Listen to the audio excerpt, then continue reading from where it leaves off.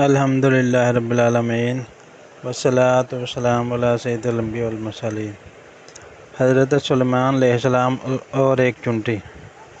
حضرت سلیمان علیہ السلام حضرت داؤد علیہ السلام کے فرزند ہیں۔ یہ اپنے مقدس باپ کے جانشین ہوئے اور اللہ تعالیٰ نے ان کو نبوت اور سلطنت دونوں سعادتوں سے سرفراز فرما کر تمام روئے زمین کا بادشاہ بنا دیا، اور 40 برس تک آپ تخت سلطنت پر جلوہ گر رہے۔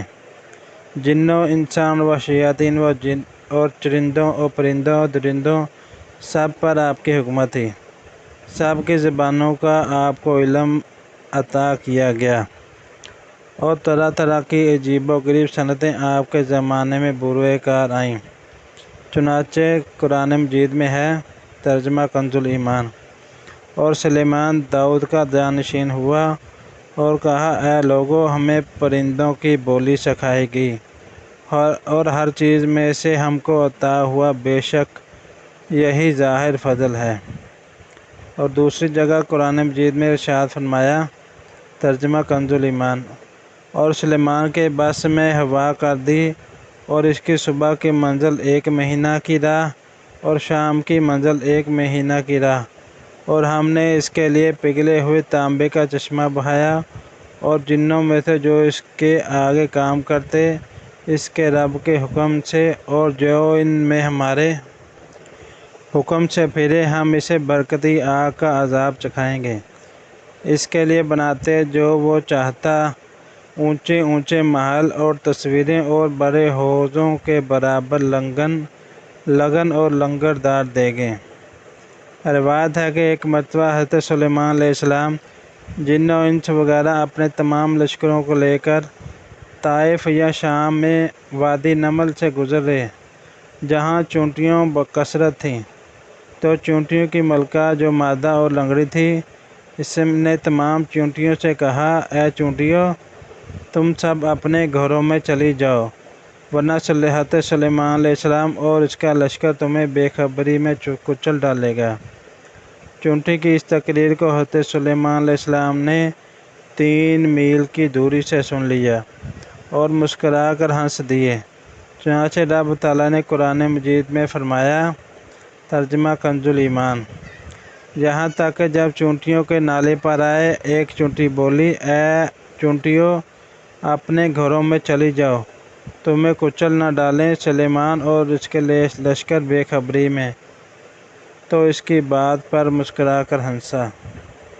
درس ہدایت: اس قرآنی واقعے سے چند اسباق ہدایت معلوم ہوئے۔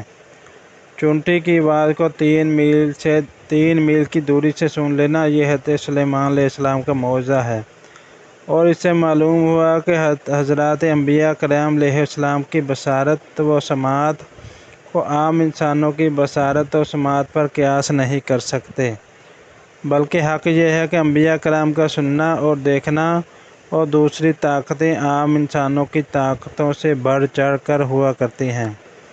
چونٹی کی تقریر سے معلوم ہوا، چونٹیوں کا بھی عقیدہ ہے کہ کسی نبی کے صحابی جان بوجھ کر کسی پر ظلم نہیں کر سکتے، کیونکہ چونٹی نے کہا کہ حضرت سلیمان علیہ السلام اور ان کی فوج اگر چونٹیوں کو کچل ڈالیں گے تو بے خبری کے عالم میں لاشعوری طور پر ایسا کریں گے، ورنہ جان بوجھ کر ایک نبی کے صحابی ہوتے ہوئے وہ کسی پر ظلم و زیادتی نہیں کریں گے۔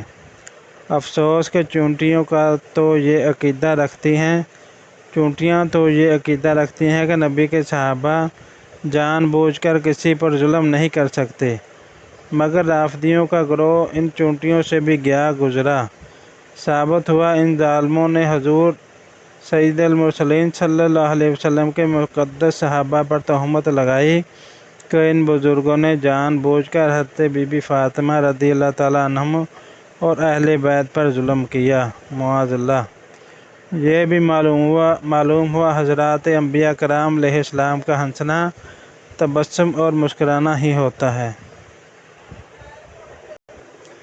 یہ بھی معلوم ہوا حضرت انبیاء کرام علیہ السلام کا ہنسنا، تبسم اور مسکرانا ہی ہوتا ہے، جیسا کہ احادیث میں وارد ہوا کہ یہ حضرات کبھی قہقہہ مار کر نہیں ہنستے۔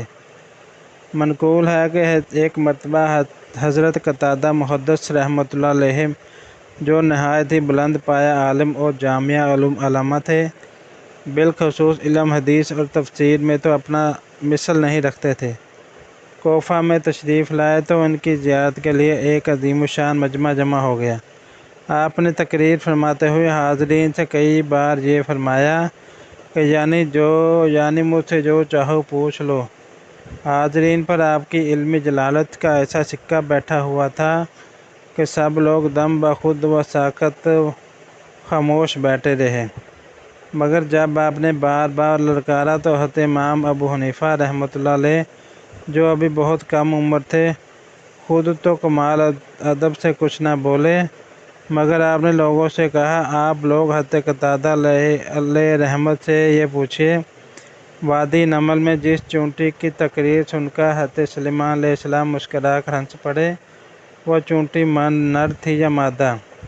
چنانچہ جب لوگوں نے یہ سوال کیا تو حضرت قتادہ علیہ رحمۃ اللہ ایسے سٹ پٹائے کہ بالکل لاجواب اور خاموش ہو گئے۔ پھر لوگوں نے امام ابو حنیفہ رحمۃ اللہ علیہ سے دریافت کیا تو آپ نے فرمایا وہ چونٹی مادہ تھی۔ حضرت قتادہ علیہ رحمۃ نے فرمایا، اس کا ثبوت؟ امام ابو حنیفہ رحمۃ اللہ نے جواب دیا کہ اس کا ثبوت یہ ہے کہ قرآن مجید میں اس چونٹی کے لیے مؤنث کا صیغہ ذکر کیا گیا ہے، اگر یہ چونٹی نر ہوتی تو مذکر کا صیغہ ذکر کیا گیا ہوتا۔ حضرت قتادہ رحمۃ اللہ نے اس دلیل کو تسلیم کیا اور امام ابو حنیفہ رحمۃ اللہ علیہ کے دانائی اور قرآن فہمی پر حیران رہ گئے اور اپنے بڑے بول پر نادم ہوئے۔